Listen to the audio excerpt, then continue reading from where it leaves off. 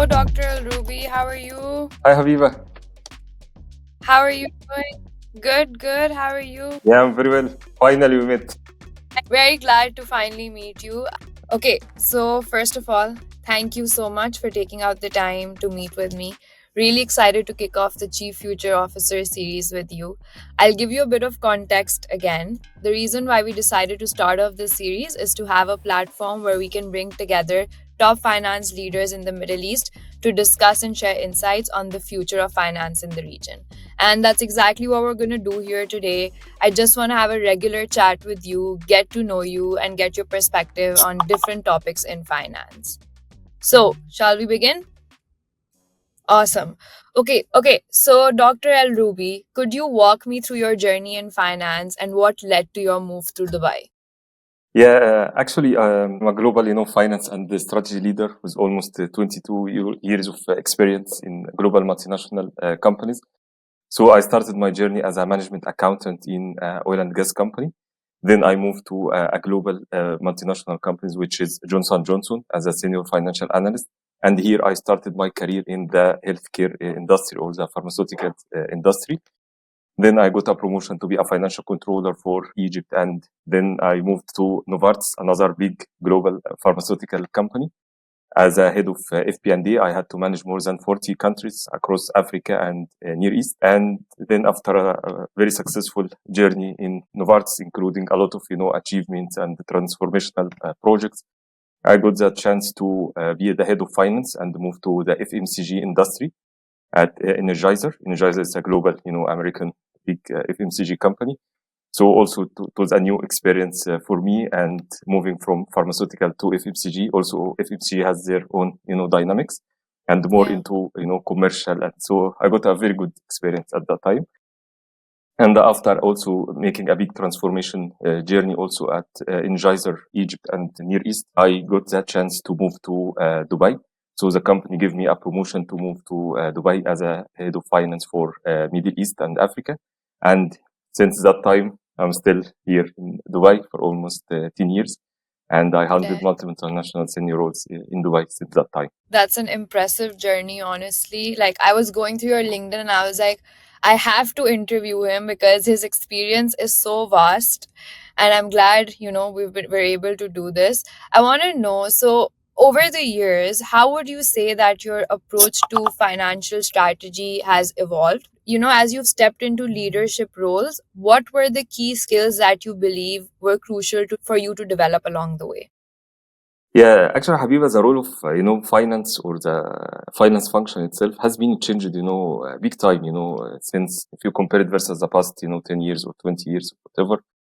So in the history, finance function or the head of finance has to manage all things related to only protecting the company's assets, ensuring compliance, ensuring the financial statements are accurate, dealing with banks, dealing with external auditors. So that was the key role of finance, which we call it a cost center or asset protection. Now the finance role, evolving big time. If you see now the role of the finance now has to be the co-pilot and to be the right hand side to the CEO and really supporting the business people. And the business people expect from finance a lot, not just the people who are just dealing with numbers or protecting the company's assets or controlling OPEX. Finance now role increased a lot to support the company strategy, contribute to the digital transformation projects, contribute to the commercial, aspects, how to grow our business, how to grow our products, how to protect our, market share. Finance also has to contribute in many, operational excellence projects, like, how to optimize our inventory, how to improve our supply chain department. So many things. So the role of finance has really evolved Evolve. and really need finance to be a strategic business partners, not just being like a cost center or assets protection. Okay, rightfully said. So you have worked across multiple industries, like you mentioned, healthcare, FMCG. How do you adapt your financial strategies when transitioning between such different sectors? Because each has its own challenges and growth opportunities, right? So, how do you adapt your financial strategy? Yeah, that's a very good question, Habiba. Definitely, the role of finance is the same. In any company, the finance definitely has to manage, the cash flow of the company, manage the revenue growth, manage, a lot of things related to the finance part. But each industry has its own dynamics and its own expectation from the finance function. So, if you are talking about the pharmaceutical industry, the role of the CFO is more into helping the organization in the life cycle management of the pharmaceutical products or of the medicine. And as you know that in the pharmaceutical industry, each product has like a patent for 10 years or whatever. So the role of the finance is to help the organization to manage the life cycle management of the products, also ensuring compliance, because in the pharmaceutical industry, the compliance is very, very important, and following the regulations and that stuff. In the FMCG, we have more focus on the commercial aspects and how to manage the margins, how to negotiate with the key modern trades and the key hypermarkets and the retailers. So it's more into profitability management, gross to net, and discounts and that stuff. So the role of finance has to adapt with the industry dynamics. And also answering your question, sorry, I missed answering your question about the needed skills for the finance functions. I believe the needed skills for the finance function to be, as we say, the next generation finance, or how to be, ready with the requirements for the modern finance. Number one is to be a true business partner. All the skills needed to be a true business partner, which includes the strategic thinking, including the high analytical skills, building relationships, building the business acumen. All of this, skills is needed. And from technical perspective, as you see now, the technology is evolving. So finance should be a real technology savvy, dealing with different kinds of technology solutions, seeing what is the right technologies needed for the right business problem. In addition to that, finance definitely should have the curiosity, understand what is behind numbers, curiosity to build relationships, curiosity to ask, the right question, understand why that happened, what's behind numbers. So this also the key needed skills and the mindset of the finance function. Okay, I'll touch upon what you just said. So you talked about, building relationships. So I'm going to come to a CFO, you. At your current company, how do you ensure that finance is seen as an enabler across departments like marketing, strategy, ops, while balancing the traditional gatekeeper role of finance with providing value to these discussions? Also, I'll just mention the word gatekeeper. I'm using that, but I also want you to elaborate on that a little bit. If you actually think finance is gatekeeper still, or has that also evolved over time? Yeah, this is a very, very good point, Habiba, because I know in some organizations, CFO knows as a CF no, always say no, no budget, that's not compliant, no, no, no. Definitely, if you like to be a true business partner, we have to get to yes. For sure, we have to still being a gatekeeper, we have to ensure compliance, we have to ensure ethics. It goes without saying. This is something we cannot definitely compromise, but we have to help the organization. If I see, for example, there is no budget for one of the, let's say, head of marketing came to my office and asked me, "Can you approve this new campaigns or new marketing activities?" And I know there is no budget. There is way to say no budget, right, or to say no, right? But if you'd like to really be a true business partner, I can sit with him or her, right? What about building a business case and showing the organization that if we invest more, on that campaign, we can get that X ROI, right? So we can accept exceeding the budget or invest more OPEX above the budget, but again, is that we're going to get extra or incremental, profit to the company. So in that Yeah. case, I can be a true business partner, helping people to grow their business, helping people to achieve their objectives. At the same time, also ensuring definitely compliance and ensuring the right ROI for any initiative. So the answer is we have to get to yes. Yeah. So you don't agree with the fact that finance is looked at as gatekeepers, that they're always trying to gatekeep the funds in the company. Yeah, we have to get to yes, but we have to ensure also compliance for sure. Okay, let's come to FP&A now. So that is your forte for sure. Your LinkedIn is popping these days. Like I saw the new Dr. FP&A series that you've started. I absolutely love it. I'll give you a bit of background about myself as well. So I started my degree in accounting and finance, but the teachers that I had, they were so bad. I switched to marketing. Like, I came to marketing thinking that, okay, this was not for me, but you make it look so easy, like when you explain things in that series. So, I'm going to come to that topic now. So, with your background in financial planning and analysis, how do you see AI and digital transformation impacting the finance function? How are you leveraging these technologies to drive efficiency and create value in your organization? Yeah, thank you, Habiba. I believe you raised also a good point about finance should be, really, a function that can help the organization to achieve, the goals and being a strategic business partner, not just being the serious people who are just, saying no. And this is not the finance. And I definitely I presented many, presentation in my career, and I'm still remembering that comment I received. One of the global CFOs told me, Mohammed, it's my first time to see a finance presentation, delivered by a marketing guy. Really, we are as a finance, to be honest, we are lacking of how to, brand ourselves, how to using the sales and marketing techniques. And even Present ourselves. Yeah. exactly, Habiba. Even sometimes, if you sit in any leadership meetings, when the marketing people present, everyone, get engaged, and marketing people, engaging all people, putting videos, and they know how to engage people. Once the agenda moved to the finance person, and once finance started to present, how people said, yes, that's a boring part. People look at mobiles, why? Yeah. Because finance presentation is boring. So even actually, I'm delivering a very good training program also called data storytelling, and how to make the finance presentation really engaging, how to select the right stories, how to select the right message Content. and content and that stuff.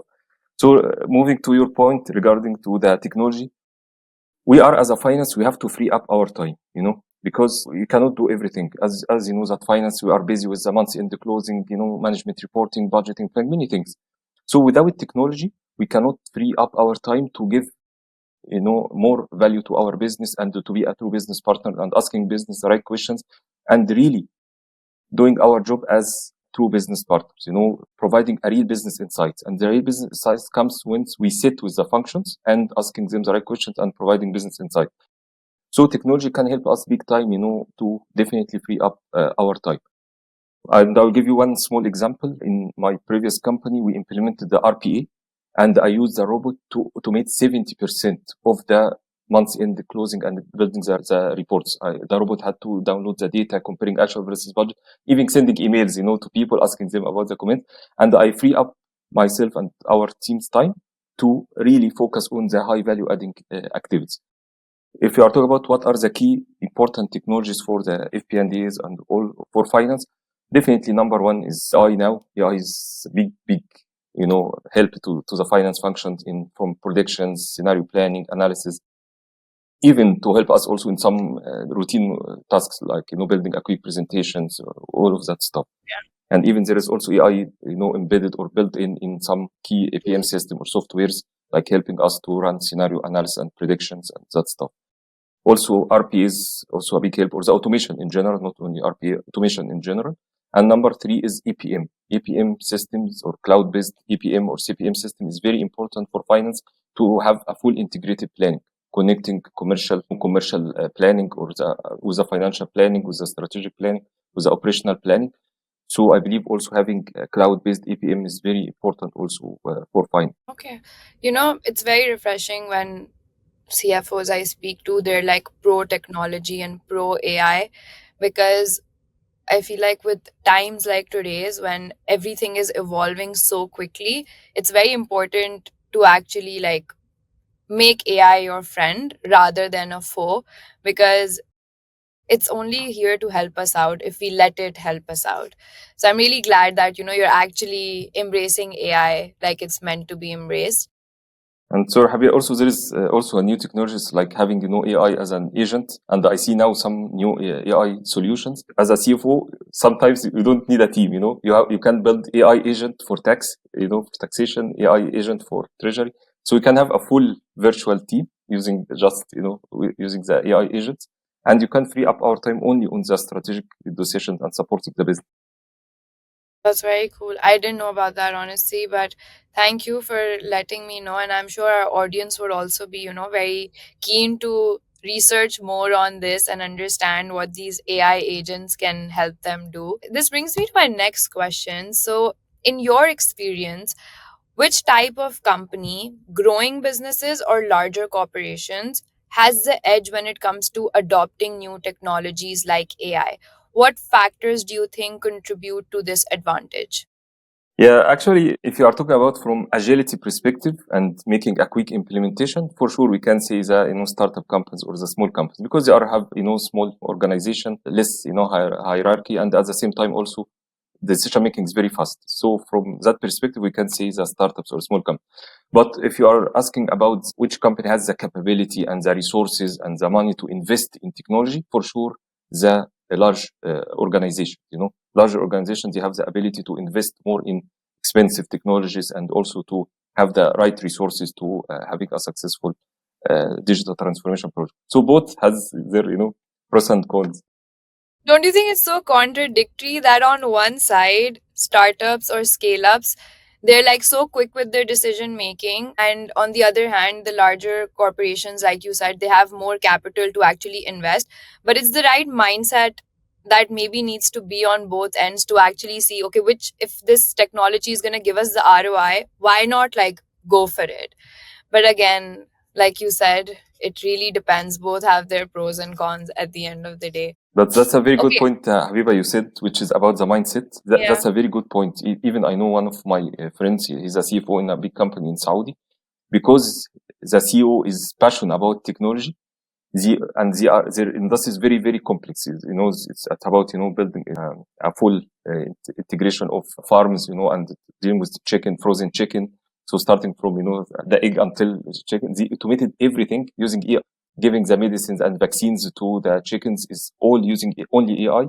Reporting, management report, everything using, technologies and AI. So if, as you said, if the mindset of the management and they are keen about technology and passionate about technology, they can be a big enabler to having a digital transformation approach. It is the first time I've heard chickens and AI in the first sentence. Yeah, And that is so refreshing. Like, someone's actually implementing AI in the process of fertilization. Like, that's amazing. Okay, so next question. From your experience in rapidly growing markets across the Middle East and Africa, what do you believe is the most transformative technology for finance teams today? And how do you evaluate and select the right tools to implement in your organization? yeah, that's a very good question also, Habiba. I believe in Middle East we are working in a very, very dynamic region, right? Every day new things, right? Oil prices, some instability, some, a lot of things happening around us. So in this case, definitely you need a tool to help you in predictions, in scenario planning, scenario analysis, being very, very dynamic and very interactive, with to support the decision making. So I believe AI is one of the most important technologies that we need to help us in predictions, running different scenarios. And number two, also, I believe cloud APM also solution is very important also to have an agile, planning process, forecasting process, integrating strategy with financial planning and operational planning. So those two solutions, I believe, are very crucial for the Middle East region. You actually, go about selecting which one's right for your organization. Yeah, I'll tell you some important tips because I don't like Okay. people just following the trends. I see some Yeah. companies really see it like that. We need to implement AI. Why you need AI? Because everyone is implementing AI. This is a trend. So we have to first understand what is our market, what is our need, what is our business needs. And the talent CFO has to see what is the right technologies for the for the business problems, right? We have to know in this case, I need RPA. For this case, I need APM. For that problem, I need ARP. So the first criteria is to understanding your business needs or the business problem. This is number one. Number two, scalability. Well, scalability is very important because I cannot just implement and invest, a big, investment behind technology, just support a small cycle or small department or something like that. If I'm working in a big multinational company, I have to think of scalability. If I implement it in the UAE or in the Middle East, how can I scale it up to, the other regions and the other countries, right? Or if I manage different branches, how can I scale it up with other branches or other functions? So scalability is very important. Number three is ROI. And also some people just focus in when they are talking about ROI only on the financial ROI. If I invest in that technology, how many employees I have to replace, and what is the cost saving and that stuff. Believe me, there is another ROI which is very important, which is about having a motivated team. If the team seeing that we have less manual process, we are freeing up the team's time on high value adding activities, that's help people to be more motivated, and also it help them for retention, right? Number two, also happy users. If you are dealing with a very manual process and bureaucratic, organization, definitely completely different from having a very good systems, very agile system, user-friendly system. So ROI is not only about financials, it's also about having like happy users. You can call it, happy user. And number four, definitely it should align with the business strategy for sure, aligned with our needs, and also the ROI or the investment should definitely matching with our resource and capability. Honestly, this advice I don't think just applies to finance teams. I think it applies to all teams across the board because I think, like you said, AI is now, everyone's just like, oh, everyone's doing it. We should also do it. But instead of that, we should actually see that whether or not it adds value for us, not just for the world, whether or not it does for us and our business case. So, great insight. Thank you for sharing that again. The next question, Dr. ELRouby, when building a finance team, what do you prioritize more? Is it a hands on experience from the candidate or educational pedigree? And what key qualities do you look for in candidates when assembling a high performance finance team? Yeah, that's a very important question. Before even education and skills, number one is mindset. Believe me, mindset is very important. If I'm hiring, for example, someone in the FP&A, if the person doesn't have the mindset of, I have to move my mindset from process oriented to building relationships, from complexity to simplicity, the mindset of being a business partner, not just being a policeman inside the organization. So mindset is number one. Okay. Then moving to the skills. Education is something definitely good to have, like a good, or especially the global certificates, like for example, CPA or CMA or whatever. That's good to have, but for sure, mindset number one. Number two is the skill set also, because experience also people can get it and gain it during the on the job but skill set is something very important. I need people to really having the skill set of business acumen, building relationships, storytelling. This is very, very important skill for finance people. If you are very strong in building analysis and building nice dashboard, but you don't know how to present that to the executives or to the top management, how to, because I see many finance people just presenting, their monthly performance for 2 hours. And at the end, people tell them, what do you need from us? Because just speaking, cash flow, ROI, blah, blah, blah. But so data storytelling also is very important skills, strategic thinking, looking forward views, all of these skills, plus for sure technology. When we are talking about now technology, if you are hiring a new people, focus on the people who has the right, technology background and technology soft. And I'm not asking people to be a programmer or to be a data science, but at least you should know the fundamentals of the technology and how to, leverage technology in your day-to-day job. Okay, that's good to know you're looking at hiring like that. Next question is, how do you approach expense management in your organization? And what steps do you take to make sure that resources are allocated efficiently and the company stays within the allocated budgets? Yeah, managing expenses also is another important part, especially if you are working in an organization. We have to ensure the right ROI and the right, achieving the targeted EBITDA for the organization. So managing expenses, first starting from the planning part before even having the actuals or whatever. So when we build our budget, we have to ensure that we allocated our resources based on our company strategy. Are we going to invest more in that strategic product? Are we going to invest more in that, project? What is the ROI for the project? So we have from the beginning ensuring that our resources allocated based on our strategy, based on the right ROI, based on our expectations and our target for the next year. Then when it comes to actuals, we should have our tracking system or our controlling system when we compare actual versus budget. So we can definitely, the FP&A team should ensuring the right tracking of expenses. And I always ask my finance team, don't be like, just reactive people, right? Just waiting until the actual happen and say, sorry, this department, that department over spend or over Overspend. exceeding the budget or whatever, right? So from the beginning, I have to having our tracking process and ensuring the process. I deduct the expense since the request of the event or of the activity, not waiting until it became actual. So from the beginning, I have to deduct from budget the purchase requisition or the PO before having the actuals.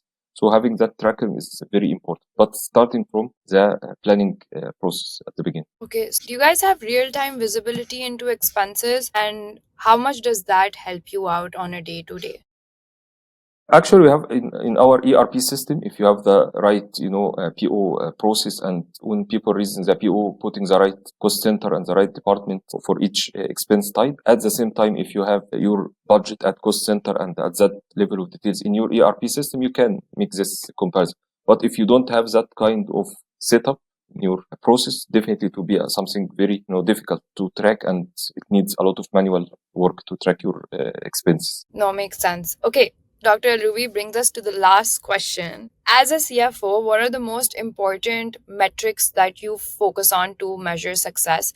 And how do you use these metrics to inform your decision making and guide your company's strategic direction? Yeah, there are definitely, it depends on the industry. Some industries and they have they have their own, KPIs, and also startups they have another types of KPIs. But I'm talking in general. Definitely, one of the key KPIs is our revenue growth for sure. If you are talking about the next year, you are talking about the growth year over year, or if you are talking about the CAGR or the 5 years growth or the 3 years of growth or whatever compounded average growth. Number two, profitability. We have to ensure also having our sustainable profitable business and ensuring that gross profit and gross margin for each product and for each business unit is as per our target. Number three is our EBITDA or our bottom line. Also, we have to ensure that we achieve our bottom line. Number four, free cash flow and net working capital and cash flow. Cash now has become crucial, for any business to sustain and to invest in future project as well. Awesome. Thank you so much, Dr. Ruby. This brings us to the end of the interview. I had so much fun, honestly, doing this interview. Like, I feel like the way that you actually talk, it makes a huge difference in how engaging the conversation is going to be. And you definitely have that, right? So when I was talking to you, I actually felt engaged. So it was like you said that, finance people in finance should be storytellers, and you're actually that. So I'm really glad I got to do this with you. Thank you so much, Dr. Ruby. Take care of yourself. I'll talk to you very soon. All right. Take care. Bye bye.